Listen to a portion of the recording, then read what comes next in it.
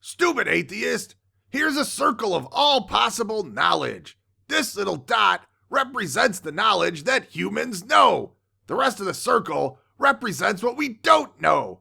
Are you telling me that you can be sure there is no God with only this little tiny dot of puny human knowledge? Stupid Fundy. You realize that you're representing all possible knowledge of things we don't know, or all possible things we can't even possibly know, in a diagram with a circle with a finite size? How do you even know the circle represents all possible knowledge? Could all possible knowledge extend out beyond the circle? Or is the circle even that big? How can we know?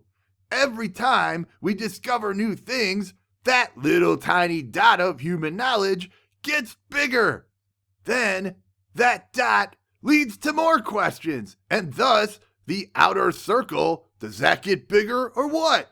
How can you determine or quantify or even illustrate all of the stuff we don't yet know? Also, you know that we can use that human knowledge within that little dot, which is a pretty impressive amount of human knowledge that we've collected thus far. We can figure stuff out within that dot of knowledge. Humans know a ton of stuff. Humans are really smart. Well, some of them anyway. That's how we can make determinations on whether or not concepts like God or Santa Claus are possible or even probable, demonstrable, or completely implausible. Stupid atheist! What is it with you atheists and Santa Claus? Did you all just get coal in your stockings as kids or something? Y'all are suffering from Santa Claus syndrome. Santa Claus is not in the same category as my God. They aren't even comparable. You know what, Stupid Fundy? You're right. They're not comparable because Santa Claus is more believable than your God. Wow, stupid atheist. We can prove beyond a shadow of a doubt that Santa Claus isn't real. We can trace the history of the mythical figure known as Santa Claus. It takes very little effort to research the origin of Santa Claus and show that he's pretend. You stupid atheists always comparing God to Darth Vader and Bigfoot and Tony Soprano and Voldemort. We know those aren't real. Not like my God, whose existence is historically verified inside and outside of my holy book. Stupid Fundy. The Bible is not proof of anything. The Bible is just a claim. Just like the Koran and the Book of Moron are just claims. Sure, there are some things we know are true in holy books, but that doesn't mean the entire holy book is inerrant and totally true. Some stuff in those books is downright ridiculous. So we know that the city of Paris exists. We know that certain paintings inside the Louvre Museum in Paris exist. We can demonstrate that they exist. Does that mean the Da Vinci Code is true? Let's get back to your stupid circle diagram and the stupid dot that supposedly represents all human knowledge. See, within that dot of human knowledge, we know, humans know, we can assess probabilities of things that we don't or can't fully know. So let's use Santa Claus as an example. Is it probable and likely that a fat man in a red suit exists?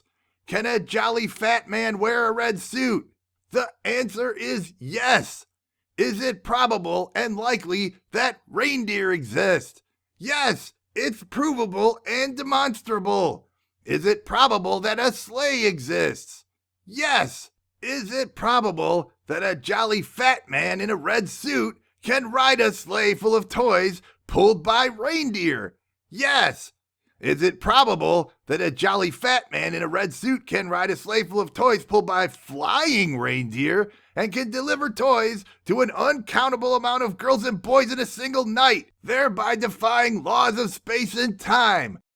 If you say in any way that this is possible, then I would tell you I don't believe you until you prove it. Now let's analyze your God. Is it probable that consciousness or a mind exists outside of a physical brain. How can we even test for that? How do we have any evidence for that? Everything we point to says no.